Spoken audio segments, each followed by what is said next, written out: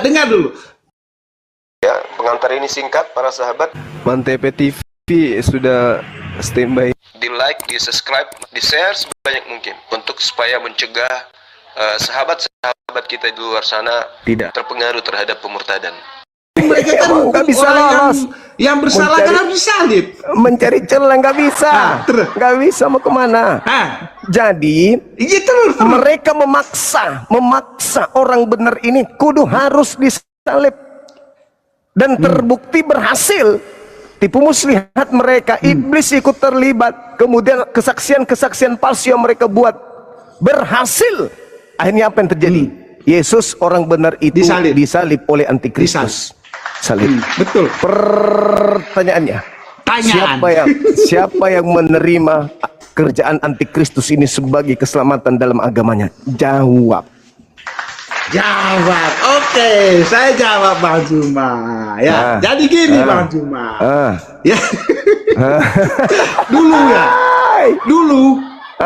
Dulu Islam belum ada. Ya toh. Kenapa Islam pula? Zaman dulu itu kan belum ada Islam. Yang ada hanya Farisi Yahudi. Ya kan? Kalau Anda bertanya apakah Islam atau Kristen yang menikmati itu, salah. Siapa? Salah, Islam belum ada. Ya berarti satu-satunya kandidat adalah kandidat apa?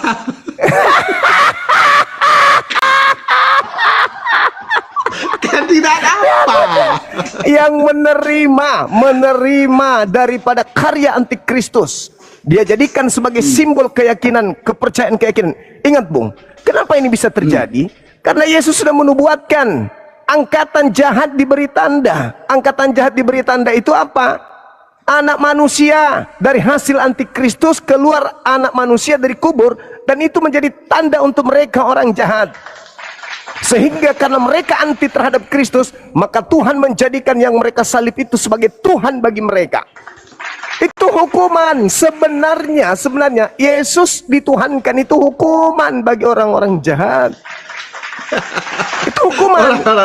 Karena mereka anti terhadap Kristus, sehingga mereka menjadikan Yesus ini sebagai mainan. Disalibkan mereka, maka Tuhan memutarbalikkan itu. Tuhan memutarbalikkan. Antikristus berkarya. Mereka menganggap bahwa apa yang mereka lakukan itu adalah sebuah kebenaran, padahal yang mereka lakukan itu adalah sebuah kesesatan. Penyesatan. Salah kan toh? Penyesatan. Yang terjadi adalah penyesatan. Orang-orang Farisi yang menyesat? Orang Farisi. Dia memutarbalikkan fakta. Iya, bukan orang Kristen kan tuh. Nah, sekarang yang menerima hadiah Farisi siapa? Kan begini, Jo. Yesus kan mengatakan, waspadalah kepada penyesat. Menjadi penyesat di situ siapa, Bang? Orang Farisi dan ahli Taurat. Orang Farisi ya, bukan orang Kristen kan ya. Tapi setelah orang Kristen menerima itu, orang Kristen melanjutkan penyesatan itu.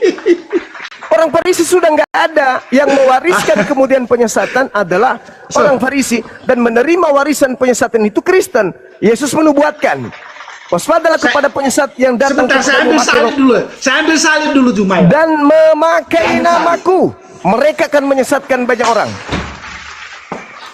Nah, aku tanya. Ini salib Bang Juma ya. Aku tanya. Ini karya antikristus atau karya dari pengikut Yesus? Jawab. Ayo, jawab. Ya, gini Bang Juma ya. Salib ini, salib ini ada dua arti, Bang. Mati mija. Ada dua arti. Yang pertama, ngarang supaya bisa menyesatkan orang. Salib ini ada dua makna, Bang. Iya. Bagi kami loh ya, bagi kami.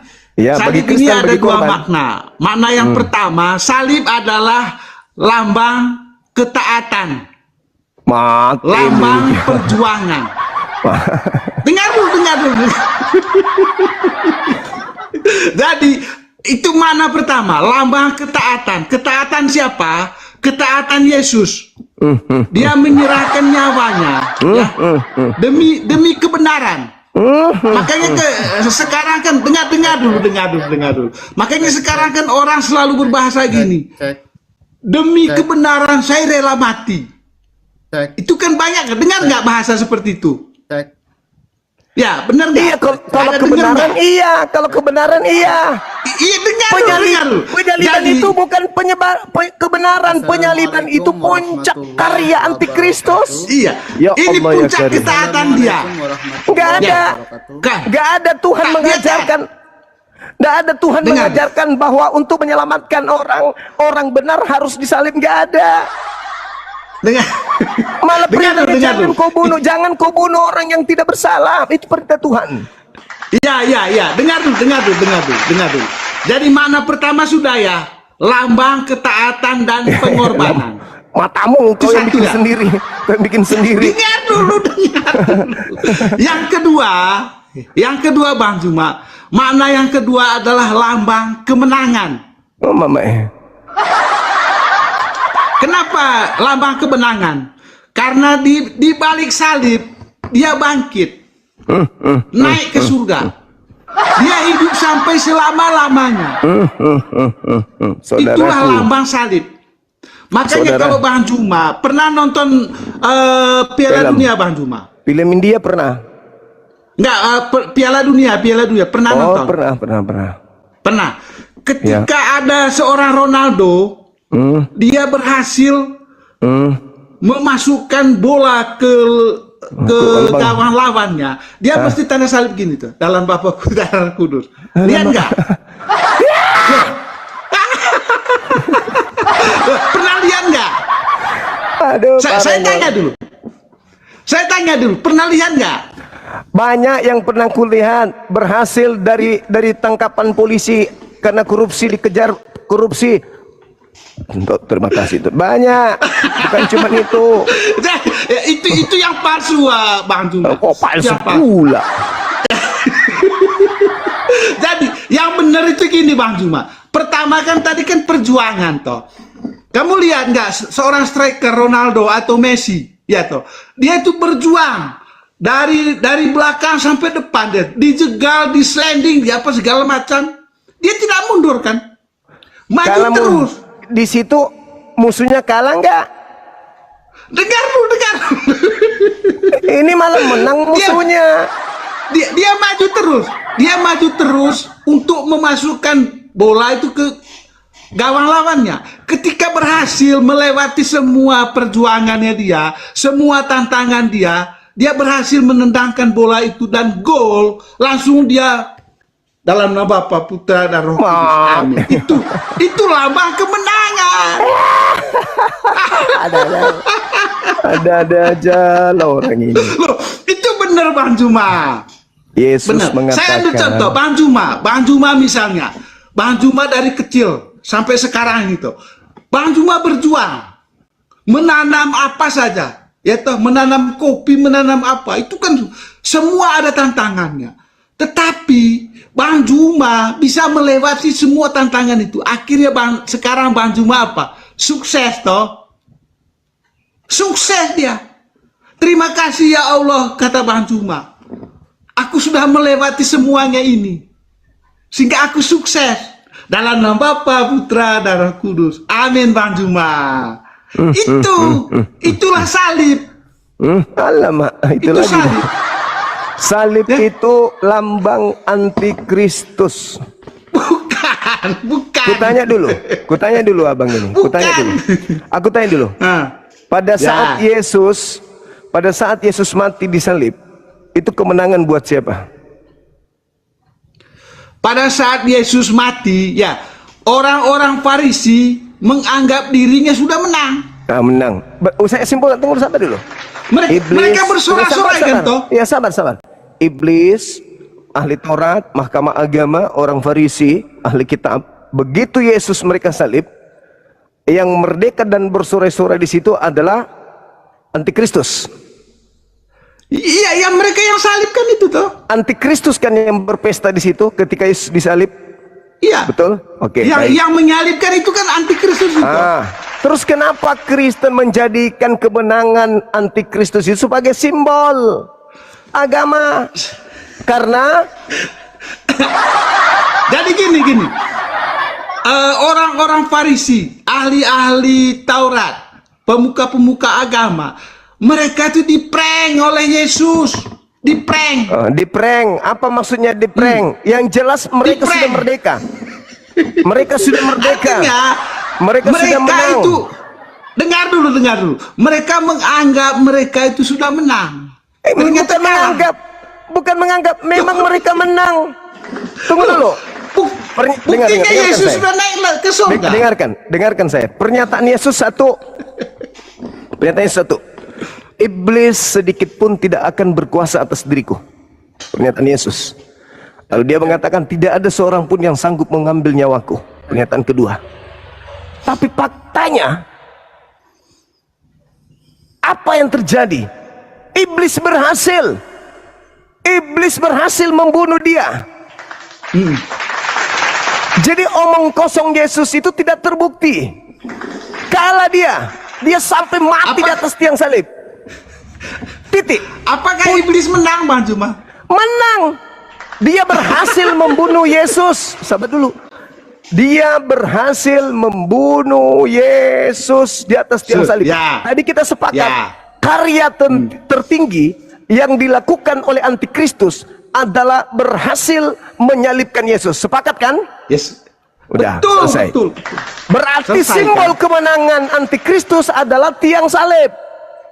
Lambang Bukan. salib adalah lambang kemenangan antikristus. Ini yang Anda pegang ini lambang kemenangan antikristus. Makanya tema saya jelas. Siapakah antikristus itu? Ya Kristen yang merayakan kemenangan, yang merayakan kemenangan para pahlawan mereka yang berhasil membunuh Yesus di atas tiang salib.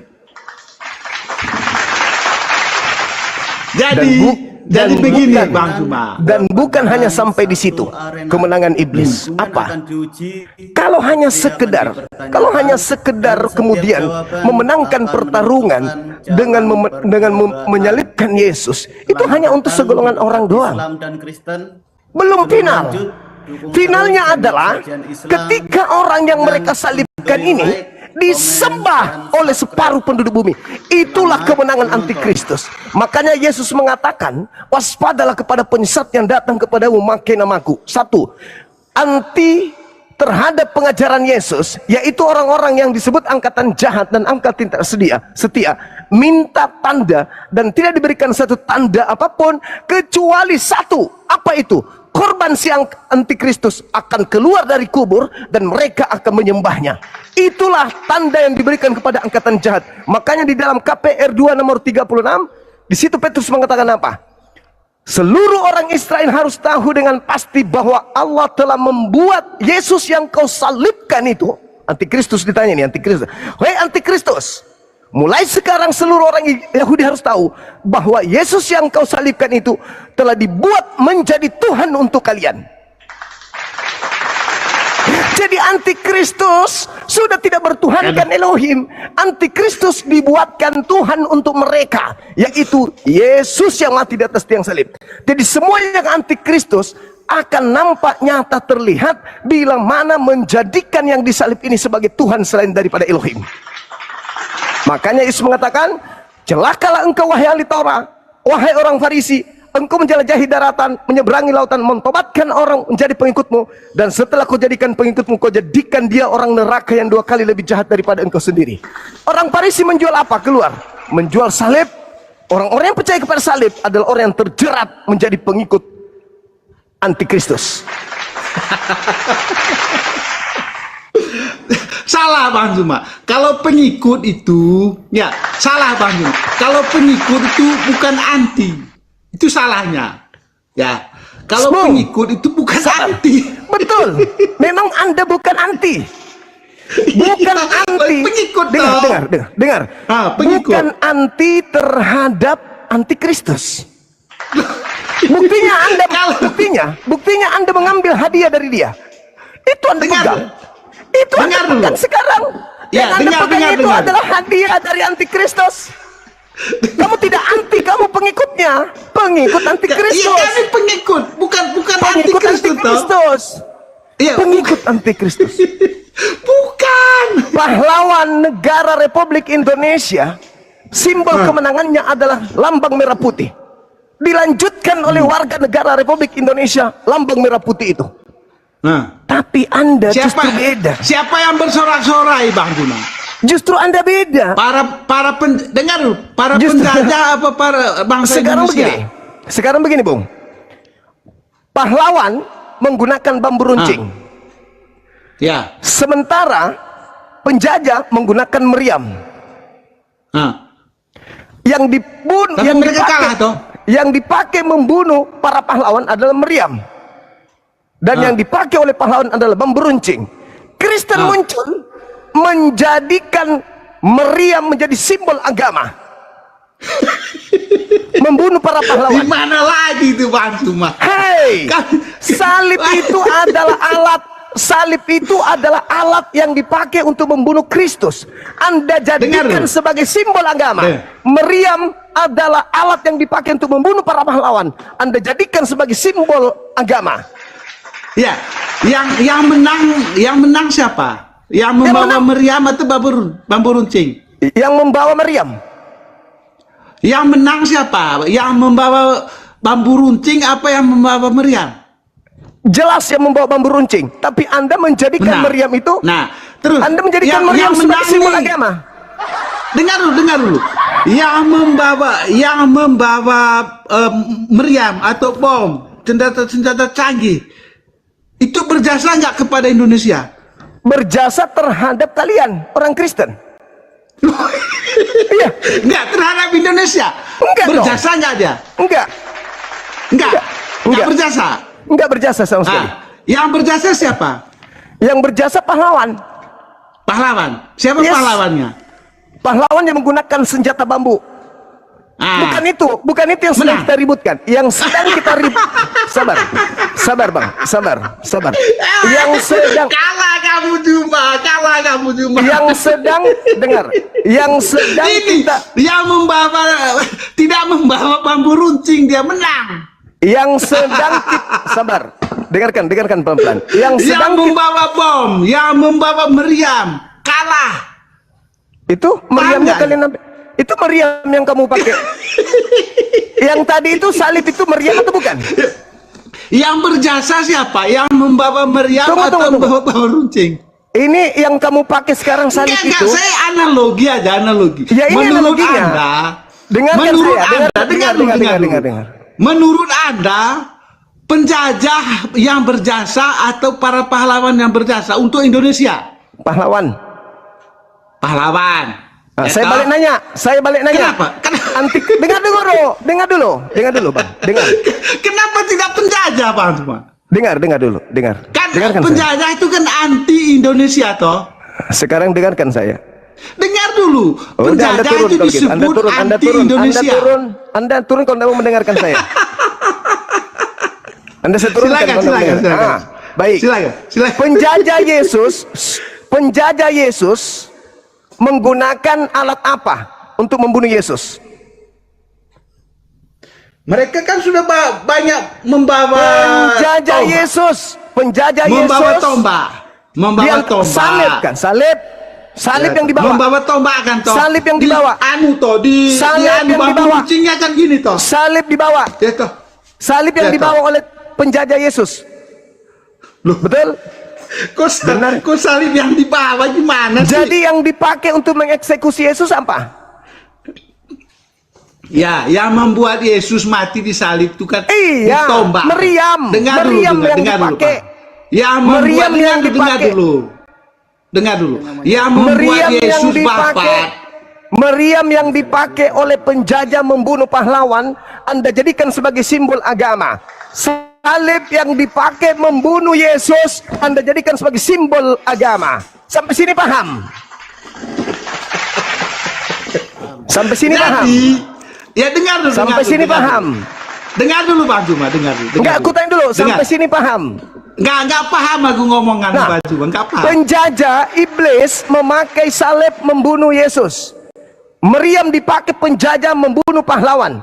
Hari ini Anda menjadikan meriam sebagai lambang kemenangan Anda. artinya Anda pengikut penjajah. Apa buktinya? Anda mengambil gereja, Siapa Anda yang mengikuti. menerima? Siapa Anda yang mengikuti, berjasa? Anda mengambil hadiah dari penjajah. Pertama, gereja peninggalan Belanda, Anda pakai. Lembaga Bibel di Batavia, Anda pakai. Bibelnya Belanda, Anda pakai. Salib Anda pakai.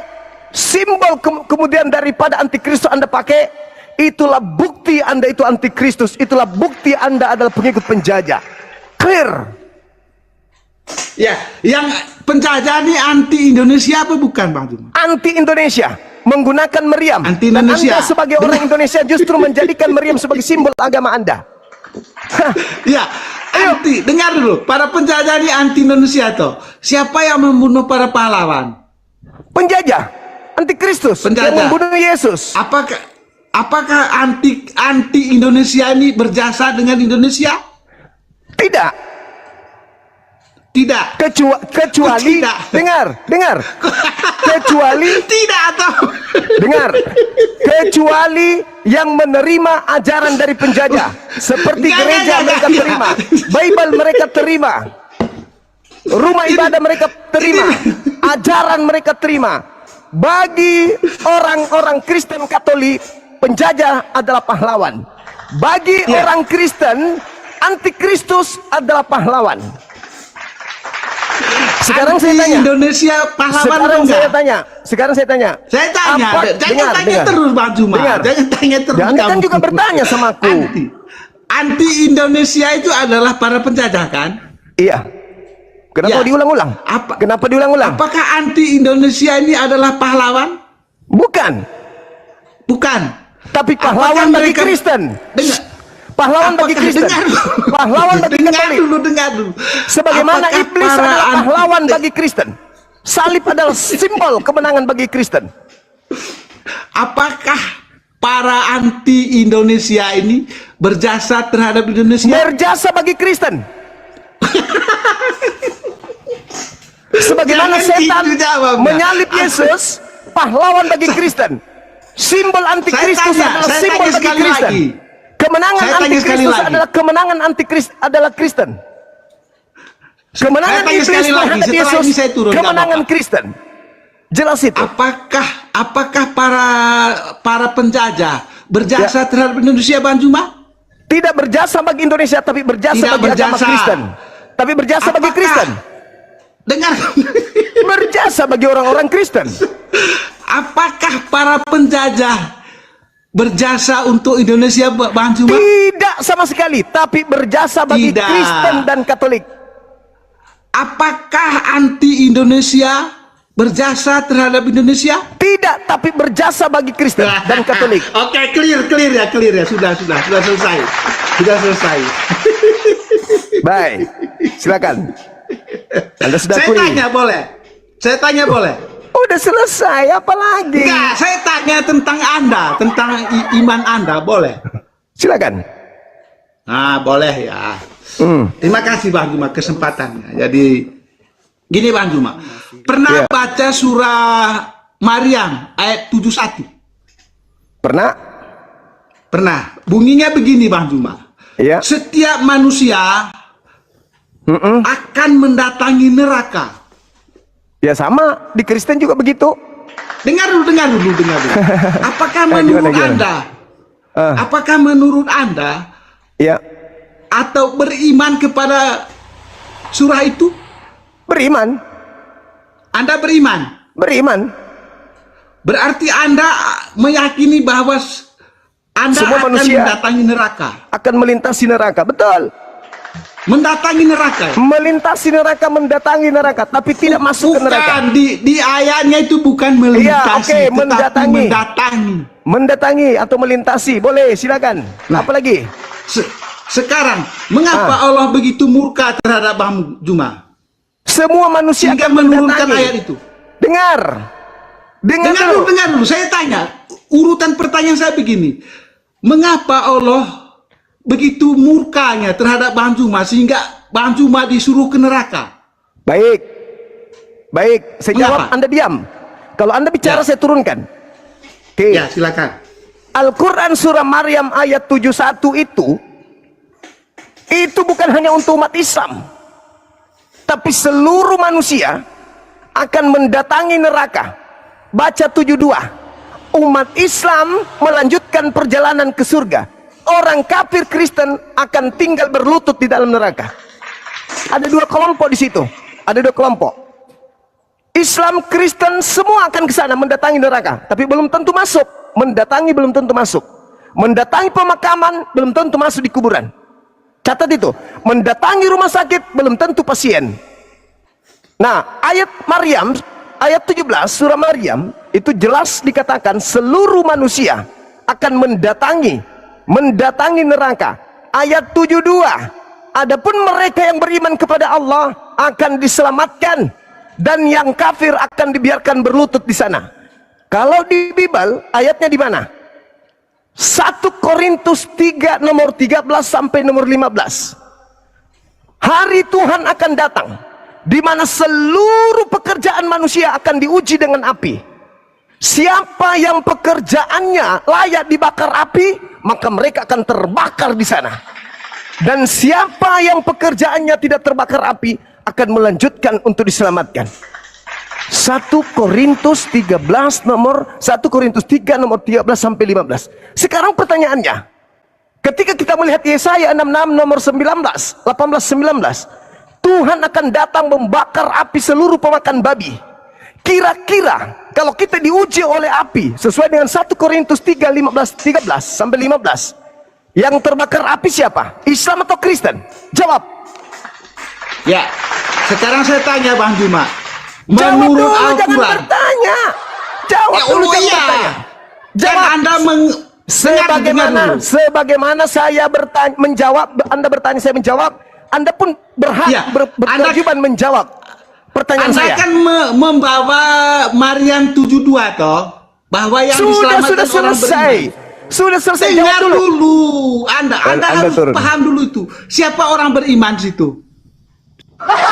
Dah. Sudah selesai. Sudah sampai pesan saya kepada umat Islam. Umat Islam mendatangi Yang pasti satu, dalam surat Maryam salib 21, adalah kemenangan bagi antikristus. bukan berarti setiap orang ya. Bukan berarti setiap orang Maryam 71 yang adalah kehancuran bagi orang kafir. masuk ke dalam neraka terlebih dahulu, melainkan 1 Korintus 3 15 di atas 15 Sirotol Mustaqim 13-15 yang kehancuran menyeberang bagi di pemakan atas babi. neraka jahanam. Hari Tuhan akan tiba. Semua manusia akan diuji pekerjaannya dengan api. Bukan Bagi mereka yang pekerjaannya setiap orang termakan api, akan disiksa maka dia dimakan api. dalam neraka. Melainkan Tetapi bagi mereka yang pekerjaannya tidak terbakar api, mereka selamat. arti kata Itu juga yang tertulis di dalam kitabnya orang Yahudi, Mazmur 66 nomor tidak harus bermakna nomor 2 ya masuk teman-teman, atau kalau nggak salah. tinggal di dalamnya. Oke, jadi buat apa kita ngotot-ngototan? Kita tidak perlu ngotot-ngototan. Yang penting kita udah tahu bahwa tugas kita hanya menyampaikan edukasi kepada umat. Mereka mau percaya atau tidak percaya, itu bukan urusan kita. Atau Ya, Mazmur 68, sorry, Mazmur 68. Coba dicek teman-teman, maksud Mazmur 68 nomor 2 kalau nggak keliru saya. Silakan aja dicek di sana. Apakah betul bahwa semua manusia, bahwa ada kondisi di mana Bani Israel menyadari kalau mereka itu akan masuk ke dalam api dan kemudian mereka dikeluarkan dari api tersebut.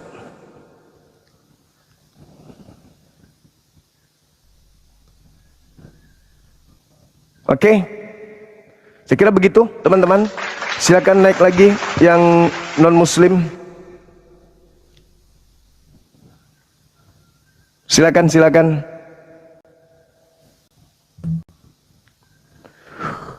sambil menunggu Kristen bisa di like ya sahabat ya, bisa di Ada lagi? subscribe channel Sajian Islam agar channel ini bisa berkembang dan tentunya bisa menyiarkan syiar dakwah seputar Islam. Halo. kan dia. Halo, Selisih. Halo. semangat siang. Itu yang tadi kenapa diturunkan? Udah selesai Bang, udah selesai. Jangan langsung dijawab dia. Kalau kau kalah kau turunkan. Mazmur 66 nomor 12. Apa kalahnya di mana? Atau masuk ke Ya, dalam Kalahnya di mana? jawab lagi mau dijawab dia. Dia nggak mau jawab pertanyaan saya. kan lewat Saya sudah menjawab pertanyaannya. Dia nggak mau jawab pertanyaanku. Mazmur 66 nomor 12 ya. Anda turun kalau nggak mau. Kalau Anda mau diskusi silakan. Anda mau diskusi? kamu lintir ayat Debat, ini, jadi kabur, kau turunkan. Mau diskusi Jawab lagi. atau mau curhat? Diskusi. Ya udah, silakan. Hei, kenapa diturunkan? Dia mau diskusi katanya. Silakan. Kalau diskusi itu yang jujur, jangan curang.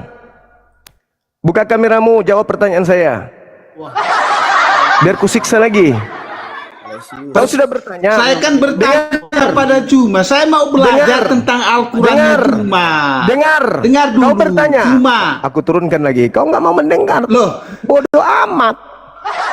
Aku kasih kau kesempatan. Kau bertanya.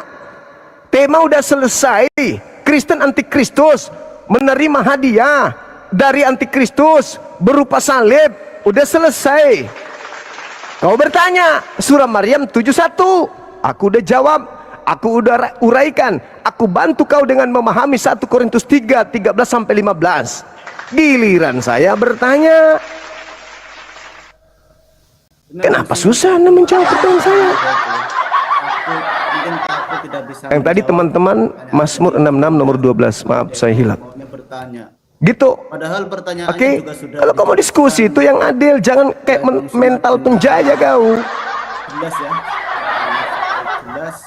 Namun Celsius itu tadi tidak memahaminya. Saya bertanya tadi, pertanyaanku tidak berat pun.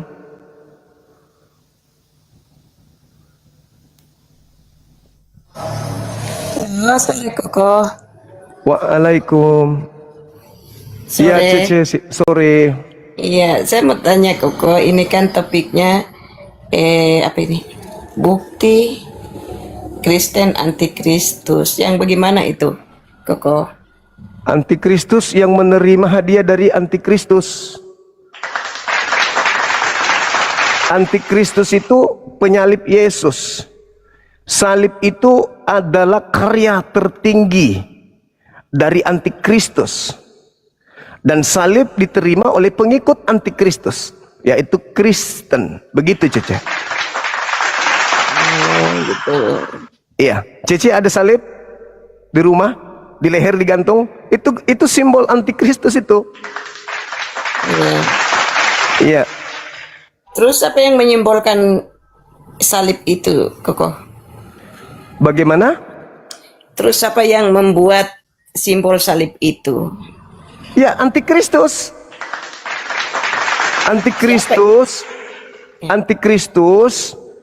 menyalib Kristus. Kenapa mereka menyalib Kristus? Karena mereka anti terhadap Kristus. Begitu, Cece. Oh, gitu. Iya kan?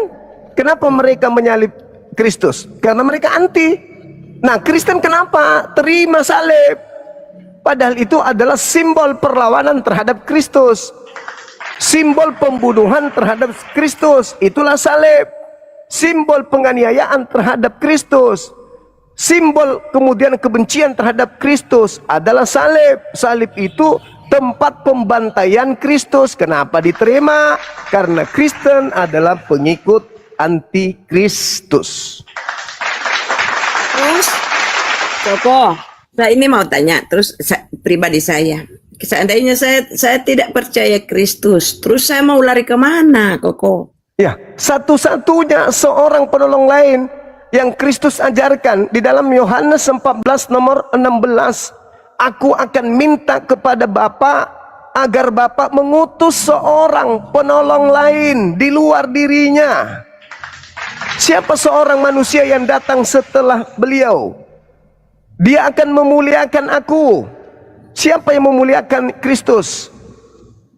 Umat Islam. Kalian berupaya menghina Kristus, mengatakan dibunuh, ditampar, diseret, ditelanjangin. Sedangkan ketika kami datang, kami berjuang mati-matian untuk memuliakan beliau kembali setelah dihinakan oleh agamanya. Cece, kami umat Islam berjuang.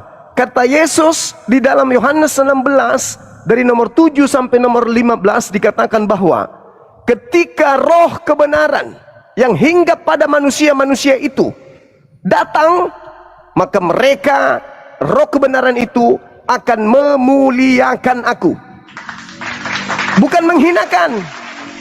Kalau saya tanya sama Cece, yang mati dengan jalan kutuk di atas tiang salib itu siapa? Yesus kan? Anda menghina Cece.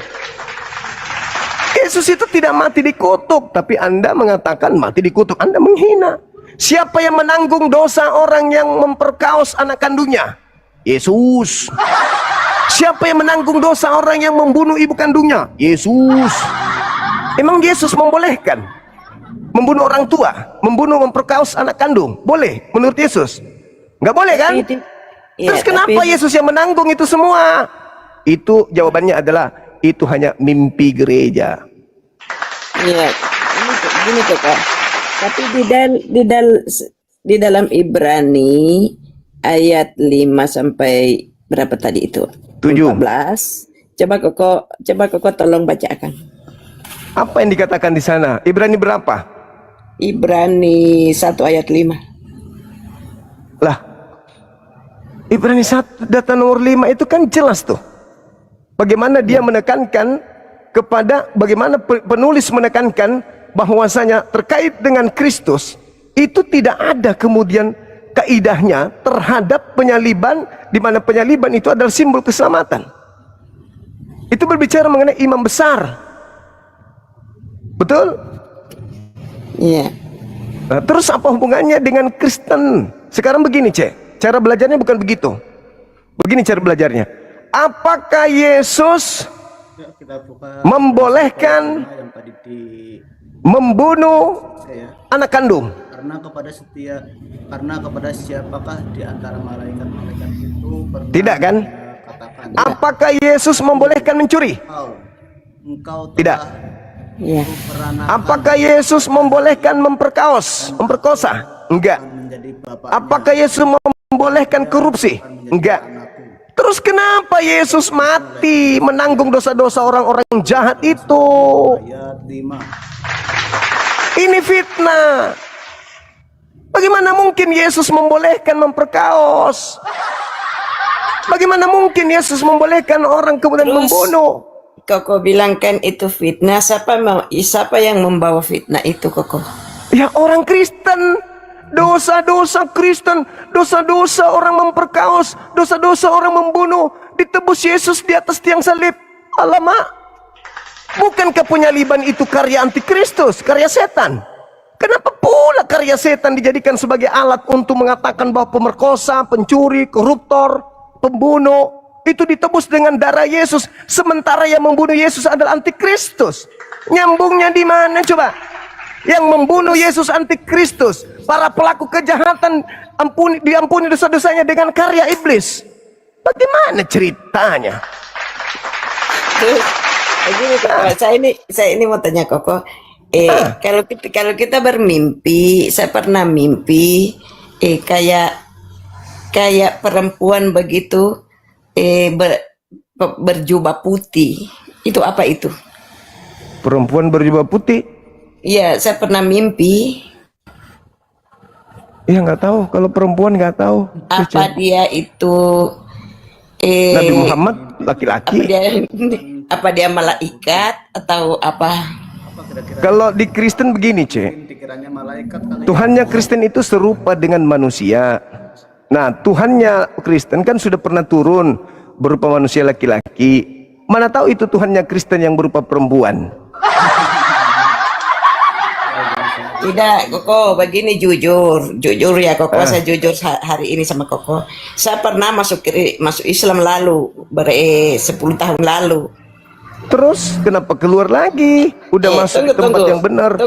tunggu Koko, begini. Saya pas waktu masuk Islam itu saya dimandikan, apa itu namanya itu kalau dalam Islam? Mandi junub. Ya, pas masuk Islam. Terus malamnya saya mimpi itu kayak tidak juga nampak si perempuan, cuma baju jubahnya itu makanya kan saya tanya. Ya, bisa jadi itu Nabi Isa, bisa jadi Nabi Muhammad datang. Kalau dia tidak berwujud perempuan ya, bisa jadi. Karena kalau iblis tidak akan mungkin menyerupai Nabi Muhammad. Kalau iblis itu nggak mungkin. Tapi kalau iblis bisa menyerupai Yesus. Matius 24 nomor 4 nomor 5. Tuh. Oh, begitu. Iya. Makanya Kembalilah ke jalan yang benar.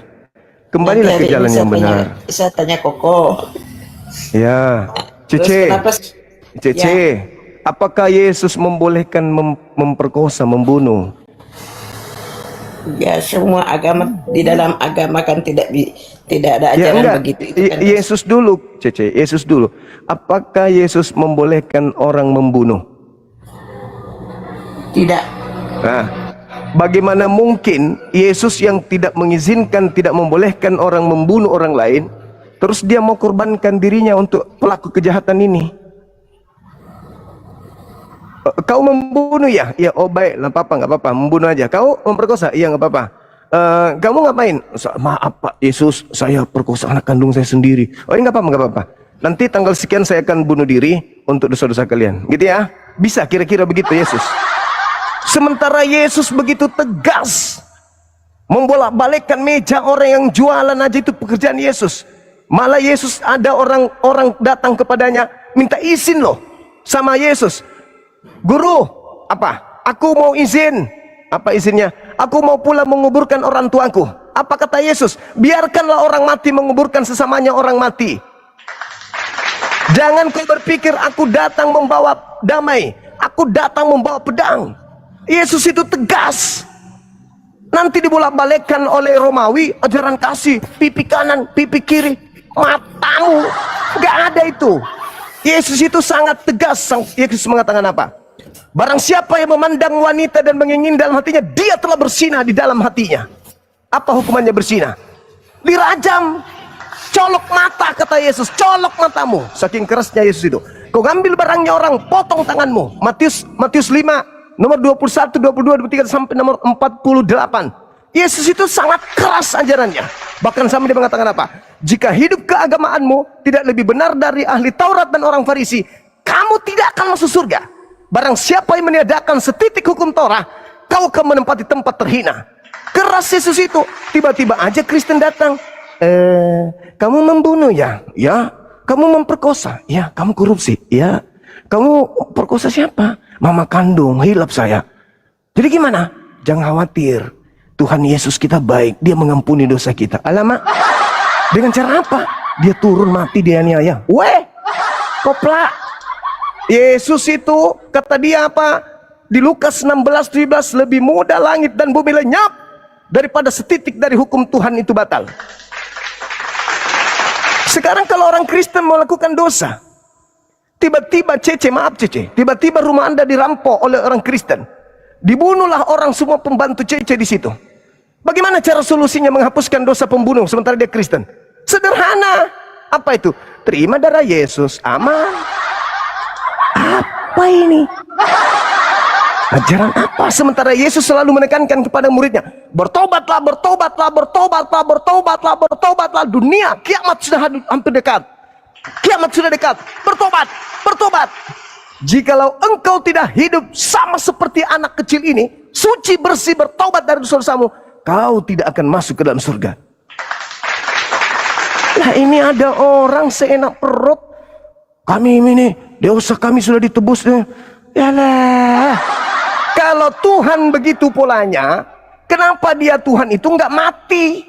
Adam makan buah, Tuhan turunlah ke Eden. Bunuhlah aku Adam, supaya dosamu habis, supaya dosamu tidak menular ke anak-anakmu miliaran. Daripada nanti aku kerja keras, aku datang membantai Sodom Gomora, aku datang membantai Bahterano. Mending sekarang aja, kau bunuhlah aku, supaya supaya darahku tertumpah untuk dosamu dan istrimu, supaya dosa-dosa tidak turun ke anak-anakmu. Ini sandiwaranya kejam kali, bah. Kenapa dibiarkan Sodom Gomora tenggelam, Nuh tenggelam? Kenapa harus orang Amalek dihabiskan, anak-anaknya dibakar habis, anak-anak dibuatkan tempat pembantaian, tempat pembakaran anak-anak kecil.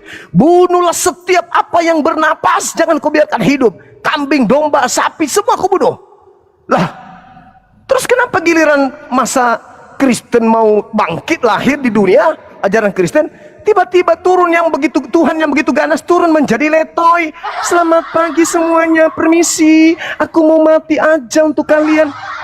Hei, Tuhan apa ini? Kamu pesina, ya, kamu pesundal, ya, kamu pencuri, ya, kamu perampok. Tenang, ada Eka yang mati untuk dosa kalian. Please deh. Tiba-tiba jadi bencong Tuhannya, yang tadinya ganas bunuh. Tiba-tiba datang, hai selamat pagi, permisi, bunuh aku. Ini Tuhan dari mana ini? Hah? Tuhan begitu kejam terhadap penjahat, Tuhan begitu sakak kepada iblis. Tiba-tiba saja dia turun menyelamatkan para iblis.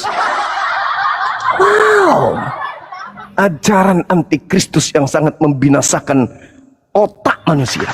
Kenapa digandrungi kemudian oleh Barat ajaran ini? Kenapa?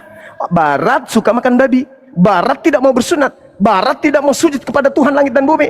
Mereka cinta dunia, mereka mengejar materi, mereka kemudian mencari harta, lupa akan Tuhan. Sehingga ada agama yang begitu mudah, masuk dicelupkan ke air, halilintar, halilintar, maha Tuhan besar, kudus Tuhan kita. Udah selesai, dosa terhapus. Begitu aja, begitu aja, selamat. No, kata Yesus, jika hidup keberagamaanmu tidak lebih benar dari ahli Taurat dan orang Farisi, kau tidak akan masuk surga. Ya, maka itu Koko jangan, maka itu pemahaman saya. Seperti Koko bilang toh, maka kita manusia di dunia itu jangan berbuat jahat, jangan berbuat dosa. Kalau berbuat jahat dan berbuat dosa, ada darah Yesus di Kristen. Tuhan menghancurkan Darah Yesus. Ini ajaran apa ini? Koplak. Iya, bagi saya pribadi memahami, walaupun itu penebusan dosa terhadap manusia, kita juga manusia harus sadari tidak semena-mena kita berbuat dosa. Ya, buat apa lagi semena-mena? Buat apa lagi tidak semena-mena, Cek? Bukankah Paulus mengatakan di Galatia 4 nomor 7, kalian bukan lagi hamba Tuhan? Kenapa harus menghambakan lagi diri, Cek? Bebas sekarang. Jadikan dunia ini surgamu, Cece. Lakukan apa yang kau mau. Kalian bukan lagi hamba Tuhan, kalian pewaris surga. Galatia 4 nomor 7, Galatia 5 nomor 1. Kristus telah memerdekakan kita dari kuk penghambaan. Kalian bukan lagi hamba Tuhan. Ngapain kalian lagi menghambakan diri? Untuk apa? Kalian sudah anak-anak Tuhan, pewaris surga kalian ini. Jadi tidak perlu lagi taat-taat, berdoa-berdoa, apa pula berdoa. Gini Koko, kita umpamakan seorang pahlawan toh, maka disimbolkan bendera merah putih. Kenapa itu bendera merah putih dijunjung sama bangsa Indonesia, warga negara Indonesia? Ya, bendera saja itu mengusir setan. Iya dong, tapi Kristen beda. Yang dijunjung itu apa? Rudalnya penjajah. Kutanya dulu, Cece, hadiah yang besar yang diberikan penjajah di Nusantara ini untuk Kristen apa? Tuhan bernama Yesus, buku agama bernama Bible, agama bernama Kristen, Katolik, Protestan, rumah gedung bernama gereja. Itulah hadiah-hadiah yang diberikan penjajah untuk Kristen di Nusantara ini. Seibarat iblis memberikan hadiah kepada pengikutnya apa? Salib. Sadar Cece, sadar Cece, kita punya darah itu Cece. Kita ini orang-orang pintar, Cece. Darah yang mengalir di tubuh kita ini pintar. Pintar dari segala aspek. Ya, mata kita sipit, sabar Cece. Mata kita sipit bukan karena kita itu sipit doang, enggak. Orang matanya sipit itu adalah pemikir. Kenapa selalu sipit? Karena selalu menelaah, mencerna, memikirkan, merenungkan, mencari solusi. Makanya kita dan turunan kita sipit. Karena kita pemikir. Kenapa giliran kebenaran akhirat, kebenaran Tuhan, kebenaran sejati kita nggak pernah mikir? Mata bola malah jadi gini. Giliran dunia sipit kita. Giliran Tuhan bola kita nggak mau tahu. Inilah celakanya kita. Kita ini dikenal, kita bermata Makanya sipit ini dikenal orang pintar, orang cerdas, pemikir. Makanya Koko, saya suka nonton Koko sampai anak saya panggil saya, "Oi Koko Zuma." dia anak saya itu satu, kan biasa saya nonton Koko sampai 1:30. Nah, jadi kalau dia datang, "Oi Koko Zuma." Katanya begitu. Ya begitulah Cece, kita berpikir lagi. Apalagi Cece sudah pernah muslimah. Pikir lagi. Iya. Pikir Memang lagi. memang jujur nanti hari ini saya kasih tahu Koko, pernah saya 3 tahun, cuma pada waktu itu saya ada pergumulan, saya beralih ke Islam, cuma setelah Islam tidak ada yang bimbing saya, jadi saya pikir-pikir saya mati ini saya arahnya kemana? Saya kembali lagi ke Kristen. Bagus, itu artinya Cece pemikir. Berpikirlah kembali, mumpung saya masih ada, saya dampingi Cece untuk sampai ke akhirat. Belajar kita tentang kebenaran, kita pelajari Kristen juga, kita pelajari Islam juga. Sambil berjalan kita tengok mana yang masuk akal, mana yang rasional, mana yang tidak. Jangan kita lihat pemeluknya, karena di Indonesia mayoritas Islam. Semua yang membuat kriminal Islam, yang jatuh Islam, yang berdiri Islam, yang lari Islam, yang duduk Islam, karena di mana-mana Islam. Jangan kita lihat itu, tapi lihat agamanya, lihat kitab sucinya, lihat kitab suci, dan kita bandingkan. Kalau sekiranya Kristen yang mayoritas di Indonesia ini, akan kita temukan seperti di Barat, gereja-gereja pada menikahkan sesama jenis. Apakah itu cerminan sebuah kebenaran? Tidak. Jadi kebenaran Cece tidak bisa dilihat dari pemeluknya. Kebenaran itu dilihat dari kitab sucinya. Terus begini Koko, ini bacaan Al-Quran, tau begini apa artinya itu? Bismillahirrahmanirrahim. Warahmanirrahim, maliki yaumiddin, iyyaka na'budu wa iyyaka nasta'in, ihdinas siratal mustaqim, siratal ladzina an'amta 'alaihim ghairil maghdubi 'alaihim waladdallin. Apa artinya itu Koko? Dengan menyebut nama Allah, pencipta langit dan bumi, yang maha pengasih, memberikan kepada siapapun, mengasih kepada siapapun, baik yang menyembah dia maupun yang tidak menyembahnya, dan maha penyayang. Dikatakan segala puji bagi Allah, Tuhan semesta alam. Hanya dia yang berhak untuk kita puji, tidak ada yang lain. Ar-Rahman, Ar-Rahim, yang maha pengasih lagi maha penyayang. Hakikat yang maha pengasih lagi maha penyayang. Malik Yaumiddin, yang akan memberikan pembalasan kepada setiap perbuatan manusia nanti kelak di akhirat. Iyyaka na'budu wa iyyaka nasta'in, hanya kepada dia saja kita menyembah, dan hanya kepada dia saja kita memohon, mengharapkan, menghibah pertolongan. Terus begini lagi satu Koko. Dinas siratal mustaqim, tunjukkanlah kami manusia ini kepada jalanmu yang benar, yaitu jalan orang-orang yang engkau beri nikmat keselamatan. Itu dia. Lanjut. Terus ini lagi satu. Anak api naik dulu dong. Gimana? Asyhadu alla ilaha illallah, asyhadu anna muhammadar rasulullah, hayya 'alas shalah, ya 'alal falah. Apa itu? Nah, aku bersaksi bahwa hanya Allah yang berhak satu-satunya sembahan yang betul, dan kesaksianku itu aku buktikan dengan saya bersujud, salat, untuk menuju kepada kemenangan, kemenangan lahiriah, kemenangan jasmaniah, kemenangan rohaniah, kemenangan dunia, kemenangan akhirat. Jadi perintah, aku bersaksi tiada Tuhan selain Allah, dan aku bersaksi utusan Allah adalah Nabi Muhammad. Ini yang tapping di bawah katanya ada di dalam OT mengajarkan begitu. Memang tidak ada. Cuma pada waktu saya sekolah SD masih kayak di desa, belum ada guru agama. Jadi kalau pelajaran agama ya kita ikut agama juga, agama Islam. Gitu. Ya. Iya, nggak apa-apa Cece, nggak apa-apa. gitu. Oke, sip. Ya, Baik Cece, saya ibadah dulu. Iya. Ya, Koko. Diganti dengan guru saya untuk sementara. Silakan ngobrol dengan beliau. Dia juga ada keturunan Indo-Indonya sedikit, tapi Afrika Selatan dia, campur Thailand.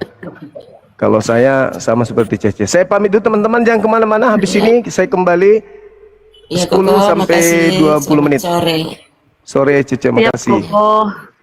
Ya, sholat kat dulu sebentar. Assalamualaikum Koko. warahmatullahi wabarakatuh. Waalaikumsalam warahmatullahi wabarakatuh. Turun. Dia cuman mau sesamanya orang Cina, nggak mau dia kalau Bugis atau orang Makassar. Ada Bilang, sing ada senggelar tak Koko, masya Allah.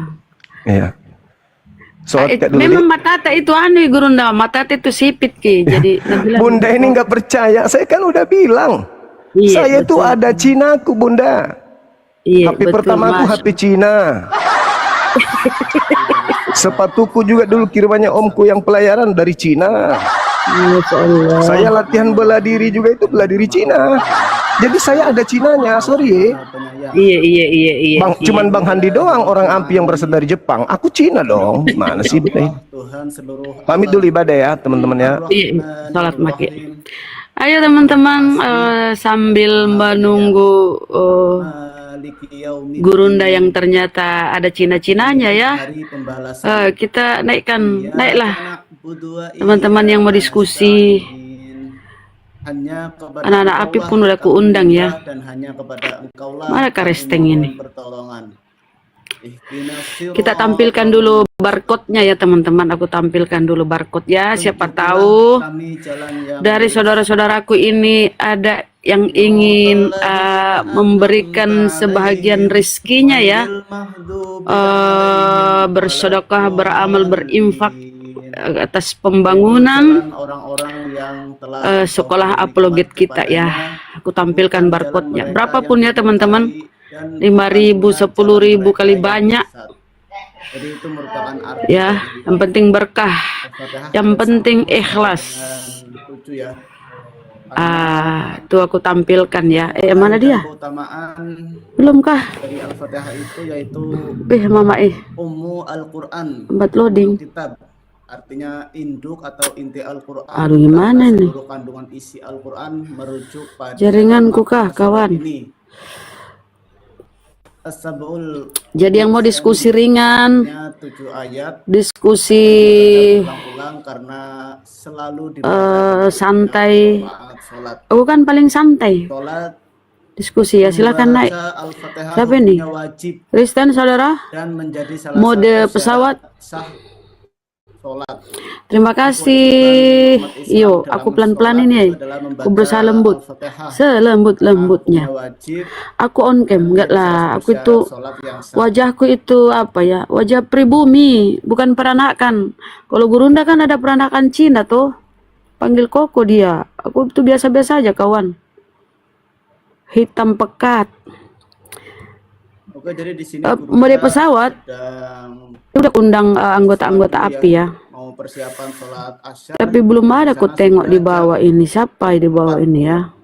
Kalau di waktu Pada tidur kali ya. di sini masih jam Oh, ini siapa ini? jam Romo Gaul. 2:59 atau jam 3 lah ya. Namun di Masen. Makassar itu sudah jam 4 selisih waktu. Silakan Kristen mengajukan ini ya permintaan ya. Jadi teman-teman sudah ada barcode ya. Assalamualaikum warahmatullahi wabarakatuh. Bang. Waalaikumsalam warahmatullahi wabarakatuh, Bunda. Kemana Koko? Ya, itu barcode-nya ya. Kirisnya teman-teman silakan berimpak sedekah, membantu mendukung niat baik Gurunda untuk membangun sekolah apologet. Apologet. Sudah saya transfer, Masya Allah, sudah saya SS, Masya Allah, berkah-berkah. Yang mau berdua. Berapapun ya teman-teman, 5.000,9 ini ya, 5,9K ini. Masya Allah ya. Assalamualaikum Bunda. Banyak generasi muda Masya Allah yang sudah kirim ya. Waalaikumsalam warahmatullahi wabarakatuh. Oh Muslim ya Bang ya. mempelajari Bang Masen, apa mau disampaikan Bang? nantinya Bunda mau nanya dong. Iya 5.000 kali banyak kawan-kawan. Masya Allah, alhamdulillah ya. Berapapun kemampuan kita. Kadang begini loh teman-teman. Kadang niat hati tuh ingin kali beramal bersedekah, tapi melihat keuangan, kemampuan itu belum bisa ya. Tapi jangan mengukur dari situ. Kalau menunggu kaya baru bisa memberi bersedekah itu nggak dimudahkan. Jadi jangan menunggu kaya, berapapun yang penting ikhlas ya, berapapun teman-teman. Ini nggak dibatasi ya teman-teman, seikhlasnya. Kuiris ini kuiris atau kris ini 5.000 bahkan 2.000 bahkan 1.000 loh. ya benar. Ya kan, mungkin yang 1.000 itu mereka ngetes ya apakah bisa sukses, baru kemudian dia kirim 10.000. Karena kemarin waktu aku hitung ya ada 1.000 kemudian 10.000 ya, mungkin takutnya ini gagal tuh. Jadi apapun itu ya, kami sangat bersyukur ya. Saya mewakili API, pengurus API, mengucapkan banyak-banyak terima kasih atas dukungannya, saudara. Silakan, Bang Alayubi. Kalau 5.000 penonton, satu penonton 10.000, udah berapa juta itu? Banyak juta ya? Udah banyak ya? Ya banyak juta kali ya. Ya, kalau 100.000-an, kalau 1 jutaan, banyak-banyak kali itu. Wih, keren. Bunda nomor rekening. Oke, aku ini ya, ketik nomor rekeningnya ya. Nomor rekeningnya Apologet Bunda, HP saya jadul Bunda. Oh, oke, siap. Ini nomor rekeningnya ya, saudaraku ya. BTN. Kenapa pula ini HP ku panas kali ya. BTN 401 3000 17173 MMCI. Jadi Gurunda itu selain dia pembina ya, ketua pembina API, penanggung jawab API, Apologet Islam Indonesia, dia pun ketua MMCI ya. MMCI itu ya Makassar Mu'alaf Center. Jadi menangani para mu'alaf di Makassar. Keren kan Gurunda? Ya. Tapi teman-teman, sekolah ini API. Sekolah yang akan dibangun ini API punya. Kita punya API, Apologet Islam Indonesia. Cuma rekening yang dipakai atas nama itu MMCI, Makassar Mu'alaf Center, supaya nggak bergabung dengan program-program atau dana yang di yayasan API gitu loh. Tapi ya nanti namanya sekolahnya itu ya sekolah ini Apologet API. Kita punya saudara-saudaraku ya. Belum ya. Jadi ini ya nomornya ya 401 3000 17173 MMCI. BTN ya, Bank Tabungan Negara. Kalau Apologet Islam Indonesia atau API, yayasan API itu BNI. Masya Allah Abacia, thank you, berkah-berkah. Bunda Rahma, ini nomor rekeningnya dibaca pelan-pelan, dibaca 3 angka, 3 angka, 3 Dipin angka aja gitu. Bunda, bisa nggak dipin? Nggak bisa dipin. Gimana? Koko lagi sholat. Bunda mungkin yang iya Pak De, aku udah ada Pak De udah aku undang tadi. Jadi silakan teman-teman ya, berapapun itu kita akan sambut dengan senang hati dan berterima kasih. Sedikit demi sedikit, lama-lama jadi bukit. Apalagi kalau banyak, Masya Allah. Ya, makasih yang sudah, ya, terima kasih banyak yang sudah. Waalaikumsalam warahmatullahi wabarakatuh, Pak De. Open cam lah, Pak De. Aku lagi tiduran nih. Ya, saudara jangan. Barakallahu fikum. Bunda, kalau masuk API gimana caranya Bunda? Ya, Pak Sen. Kalau mau masuk api gimana caranya? Tapi nggak harus mualaf. Ya saya bukan mualaf bang, saya masuk api bukan mualaf. Iyo, yang penting Islam bang. Iya, yang penting Islam. Nah, Semuanya umat Islam bisa Ya alhamdulillah. Domisili di mana, Bang? Sebentar bang, Bunda Rama. Alhamdulillah saudaraku sekalian, tadi saya masuk di roomnya Bang Faruk, dapat 400.099 rupiah. Masya Allah, alhamdulillah. Alhamdulillah. Nah, di sini gitu juga ya. Alhamdulillah. Di sini begitu juga, saya tetap konsisten untuk ngemis koin ke saudaraku sekalian yang insya Allah akan kita gunakan, ya dananya akan kita gunakan untuk pembangunan Sekolah Apologet Islam Indonesia. Dan ini sekolah ini bukan punya MMCI, bukan punya API, tapi punya umat, ya karena akan digunakan untuk umat. Nah karena ini untuk umat, tentu pembangunan ini berada di pundak kita semua. Siapapun Anda yang mengaku Muslim, ya ini adalah tanggung jawab ini adalah tanggung jawab kita semua, saudara sekalian. Aduh, kok anu suaranya mantul-mantul? Ya ini apa namanya? Iya betul bang. Menjadi tanggung jawab kita semua. Dan saya berjanji setiap koin yang saya dapat dari TikTok tanpa mengurangi satu mawar pun, semuanya saya serahkan untuk pembangunan Sekolah Apologet Islam Indonesia. Sampai kapan? Sampai pembangunannya selesai. Jadi berapapun yang saya dapat, saya sumbangkan seluruhnya sampai pembangunan selesai. Gitu ya, saudaraku sekalian. Monggo dilempar-lempar mawarnya ke saya, ya supaya bisa menjadi amal jariah. Begitu Bunda Rama, terima kasih. ya, silakan Masya Allah. Makasih Pak D, Ustadz. Jadi silakan teman-teman ya, boleh yang punya koin silakan, yang mau scan ya, scan kuis atau kris lewat barcode yang tampil ini boleh. Jadi berapapun ya. Saya mengucapkan ini ya, syukur beribu-ribu syukur, terima kasih atas dukungan saudara-saudaraku, sambutannya ya. Tanpa dukungan saudaraku ini, tanpa dukungannya kita nggak bisa ngapa-ngapain. Blur Pak D, kecil ini Pak D. apa silo Pak D? Kecil Pak D. Masya Allah. Yang baru saya transfer hari ini ya. Mantap. 400.996 rupiah saya transfer ke Yayasan Makassar Mualaf Center Indonesia.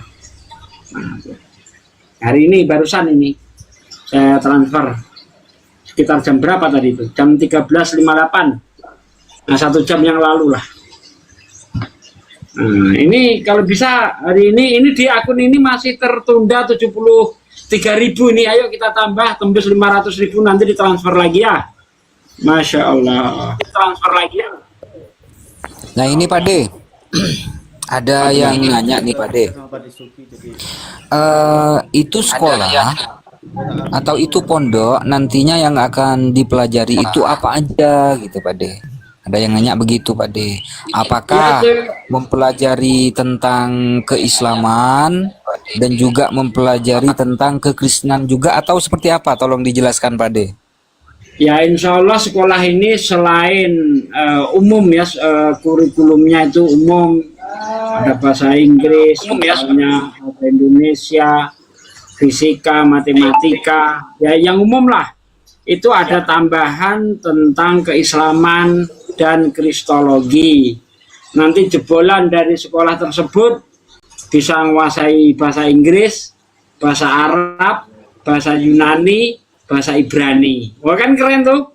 4 bahasa insya Allah dikuasai ya. Karena mau tidak mau harus belajar bahasa Inggris, karena di situ nanti juga ada sekolah IT-nya ya. Itu kan kalau mengenai pondok IT itu kan udah dirintis sama Bang Juma itu dan sudah berjalan ya. Itu untuk tingkat dasarnya. Nah, nanti untuk sekolah apologet ini insya Allah kita mulai dari SMP sampai SMA. Begitu Bang Al Ayubi. Dan insya Allah gratis ya. Insya Allah. Kalau Jadi pondok ini atau sekolah ini nantinya formal gitu Pak De ya? Nantinya formal ya? formal ya, formal. Cuma nanti Wah, ada mantap. lokasi di mana Pak D? Lokasi di Bolangi, di tanahnya Bang Juma itu di samping masjid tuh. Masjidnya udah ada, itu masjid juga kita semua yang bangun. Ya, kita semua yang bangun masjid Nur Maulida, itu kita yang bangun tuh. Ya, para semua yang bangun masjid Nur Maulida. Dulu saya juga Nah, itu kita yang bangun. Masya Allah, tabungan Anda ini udah banyak nih untuk amal jariah ini. Berupa masjid yang baru saja kita resmikan kemarin. Iya, tuh masjid di sana itu ya. Masjid di sampingnya nanti pesan sekolah kita itu masjid bantuan dari netizen juga loh. Udah jadi masjidnya bagus. Udah ada masjidnya. Jadi yang mau konfirmasi teman-teman yang sudah kirim itu boleh dikonfirmasi ke nomorku ya. 085 0895 ya Allah ya Rabbi 0895 280 90 792 Tri 0895 280 90 792. Kalau mau konfirmasi ya teman-teman. Makasih, alhamdulillah sudah, makasih.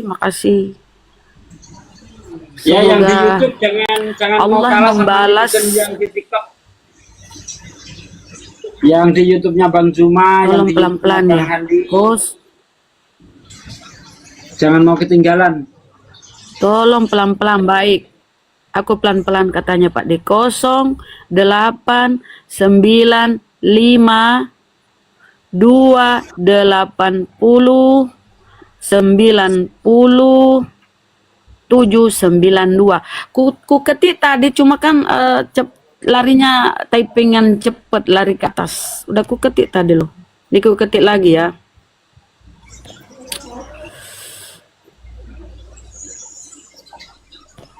Kosong, aduh. Jaringanku juga nih, jaringanku. Ini ada yang nanya ini, ada yang nanya bisa masuk sekolahnya berapa gitu Pak D. Mengenai teknis kita belum apa ya Pak gitu Pak D. Belum kita musyawarahkan, nantilah kita musyawarahkan. Yang penting kita ini apa memulai dulu ya, peletakan batu pertama itu harus segera kita mulai. Nah, nanti kalau sudah nampak bangunannya gitu kan, baru kita rapatkan teknisnya seperti apa. Nah, seperti itu. Nanti anak-anak yang di luar Pulau Makassar seperti apa. Nah, itu nanti kita pikirkan di sana, saudaraku sekalian. Tetapi saya yakin ada asrama Pak D. Tinggal jauh ada asramanya, tinggal dalam. Tapi saya yakin sih Bang Juma itu sudah ada gambaran ke sana gitu. Tapi kan belum sempat disampaikan ke kita. Nah, begitu saudaraku sekalian. Yang penting kita niat bangun aja dulu. Ya, kita bangun aja dulu. Insya Allah.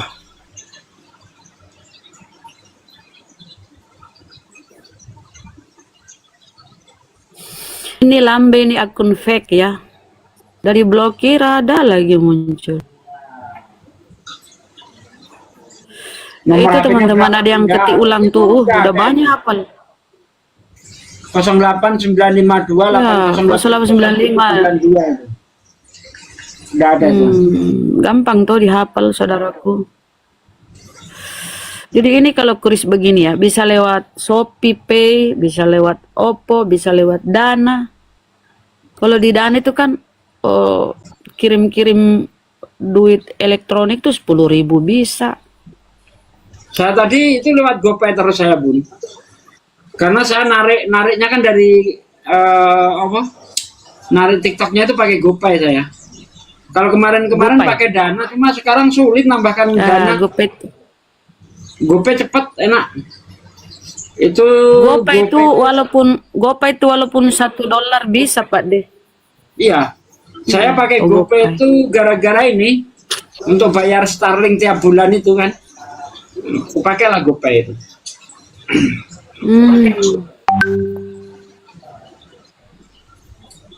Jadi sekalian Boleh kirim ini biar mempermudah kita menjumlah Bang Najib.